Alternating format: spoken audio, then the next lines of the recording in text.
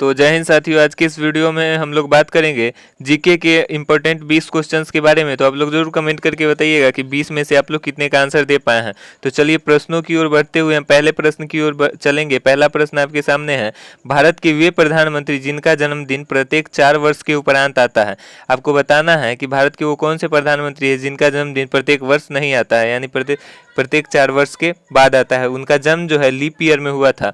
उनका जन्म 29 फरवरी 1869 को हुआ था और वो प्रधानमंत्री हैं मोरारजी देसाई। मोरारजी देसाई जो है देश के चौथे प्रधानमंत्री रहे हैं। इनका कार्यकाल 1977 से 1977 से 79 तक रहा है। इसके बाद बीच में कुछ दिनों के लिए चौधरी चरण सिंह प्रधानमंत्री बनते हैं। उसके बाद फिर इंदिरा गांधी दोबारा प्रधानमंत्री बनती है। तो मोरारजी देसाई थे। और आपको बता दें कि सबसे ज़्यादा उम्र के प्रधानमंत्री की बात करें तो वो भी मोरारजी देसाई रहे हैं। मोरारजी देसाई 81 वर्ष की उम्र में देश के प्रधानमंत्री बने थे। जबकि सबसे कम उम्र के प्रधानमंत्री की बात करें तो राजीव गांधी रहे हैं। ठीक है, और ये पहले गैर कांग्रेसी जो है प्रधानमंत्री थे, मतलब इनका संबंध जनता दल से था और पहले प्रधानमंत्री थे जो गैर कांग्रेसी थे। अगला प्रश्न आपके सामने है, राष्ट्रीय सुशासन दिवस कब मनाया जाता है? और एक क्वेश्चन और ऐड कर लीजिएगा, राष्ट्रीय सुशासन दिवस मतलब गुड गवर्नेंस डे किस प्रधानमंत्री के जन्म दिवस पर मनाया जाता है?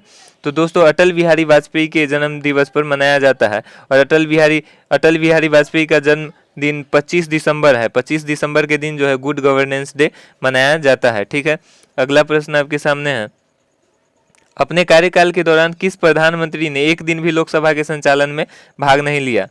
तो दोस्तों चौधरी चरण सिंह जो है अपने कार्यकाल के दौरान एक दिन भी लोकसभा में भाग नहीं ले पाए थे। इनका कार्यकाल जो है 28 जुलाई 1979 से 14 जनवरी 1980 तक रहा है। ठीक है, जो एक दिन भी लोकसभा में ये भाग नहीं ले पाए थे।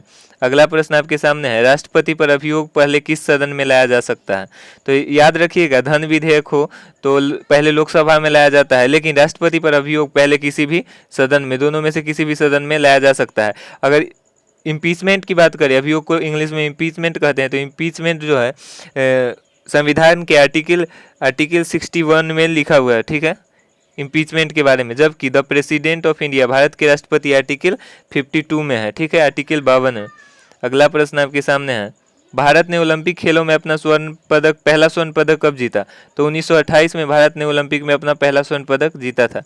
अगला प्रश्न है आपके सामने, भारत का सबसे पुराना नेशनल पार्क कौन सा है? तो दोस्तों भारत के सबसे पुराना national park Jim Corbett national park है। ये उत्तराखंड में अवस्थित है और इसकी स्थापना 1935 में की गई थी। इससे पहले इसका नाम दहेली नेशनल पार्क था और अब इसका नाम बदलकर रामगंगा नेशनल पार्क कर दिया गया है। अगला प्रश्न आपके सामने है, चंद्रप्रभा वन्य जीव अभयारण्य कहाँ है? तो याद रखिएगा, उत्तर प्रदेश में चंद्रप्रभा वन्य जीव अभयारण्य है। और उत्तर प्रदेश से एक और वन्य जीव अभयारण्य पूछा जाता है जिसका नाम दुधवा वन्य जीव अभयारण्य है। तो दुधवा और क्या कहते हैं इसको, चंद्रप्रभा, दोनों जो है उत्तर प्रदेश में अवस्थित है। अगला प्रश्न आपके सामने है, सूर्य में से इनमें से सबसे ज़्यादा कौन पाया जाता है? तो याद रखिए, सूर्य में सबसे ज़्यादा हाइड्रोजन 91% पाया जाता है। ठीक है, अगला प्रश्न आपके सामने है,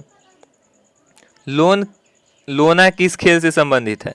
ठीक है, लोना किस खेल से संबंधित है? तो लोना जो होता है, लोना कबड्डी से संबंधित होता है। जो लोग कबड्डी खेलते होंगे या फिर नहीं भी खेलते होंगे उनको पता है, जब विपक्षी टीम को एक खिलाड़ी जाके और आउट कर देता है, मतलब जब एक खिलाड़ी विपक्षी टीम में जाता है और उसके सारे सदस्य एक खिलाड़ी को पकड़ते हैं तो सारे खिलाड़ी आउट हो जाते हैं, तो उसी को लोना कहा जाता है। अगर हम कबड्डी की बात करें तो कबड्डी बांग्लादेश का जो है, बांग्लादेश का राष्ट्रीय खेल है। कबड्डी में नंबर ऑफ प्लेयर्स की बात करें तो 7 खिलाड़ी होते हैं। ठीक है, अगला प्रश्न आपके सामने है, क्वेश्चन नंबर 10।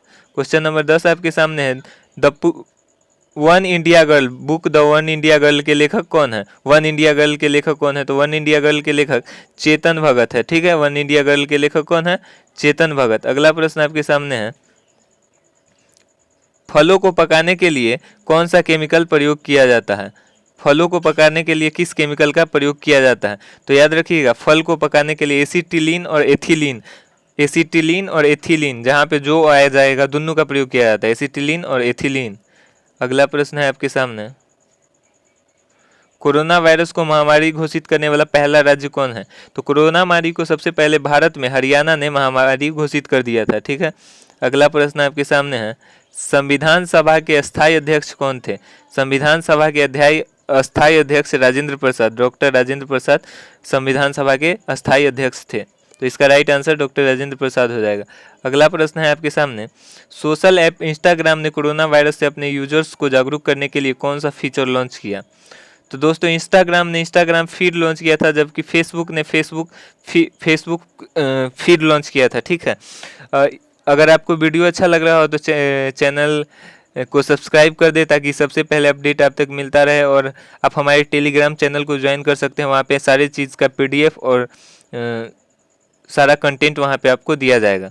अगला प्रश्न आपके सामने है, अमृतसर शहर की स्थापना किस सिख गुरु ने की? तो दोस्तों अमृतसर शहर की स्थापना गुरु रामदास ने की थी। ठीक है, गुरु रामदास सिखों के गुरु थे, उन्होंने किया था। अगला प्रश्न आपके सामने, एशियाई खेलों में स्वर्ण पदक प्राप्त करने वाले प्रथम भारतीय महिला कौन थी? तो दोस्तों एशियाई खेलों की बात करें तो सबसे पहले कमलजीत सिंधु जो है भारत के लिए स्वर्ण पदक जीती थे। अगला प्रश्न है आपके सामने, माउंट एवरेस्ट पर चढ़ने वाले प्रथम भारतीय महिला? तो माउंट एवरेस्ट पर चढ़ने वाले प्रथम भारतीय महिला बछेंद्री पाल थी। जबकि विश्व की अगर हम बात करेंगे तो शेरपा तेजिंग और सर एडुमुंड हिलैरी, शेरपा तेजिंग और सर एडुमुंड हिलैरी जो है सबसे पहले माउंट एवरेस्ट पर चढ़े थे। अगर दोहरा शतक बनाने वाली प्रथम भारतीय क्रिकेटर, तो दोहरा शतक बनाने वाली प्रथम भारतीय क्रिकेटर मिताली राज है, मिताली राज जो टेस्ट क्रिकेट में दोहरा शतक लगाई थी। अगला प्रश्न आपके सामने है, मंगोलिया की राजधानी कहाँ है? मंगोलिया को याद रखिएगा, मंगोलिया माने गोली, और जब हम लोग गोली खेलते हैं तो कोई आगे क्या करता है, बटोर लेता है, कोई सीनियर आते हैं या फिर बड़े लोग और बटोर लेते हैं। तो मंगोलिया की राजधानी याद रखिएगा, उलान बटोर। ठीक है, मंगोलिया की गोली याद रखिए और इन्हें बटोर याद रखिए, तो मंगोलिया की उलान बटोर। ठीक है, अगला प्रश्न आपके सामने है, रेलवे बोर्ड कब स्थापित किया गया? तो रेलवे बोर्ड जो है 1905 में स्थापित किया गया। दोस्तों वीडियो आपको कैसा लगा हो और आपके 20 में से कितने मार्क्स आए कमेंट करके जरूर बताइएगा। अगर वीडियो अच्छा लगा हो तो चैनल को सब्सक्राइब जरूर कर लीजिएगा। मिलते हैं अगले वीडियो में। जय हिंद।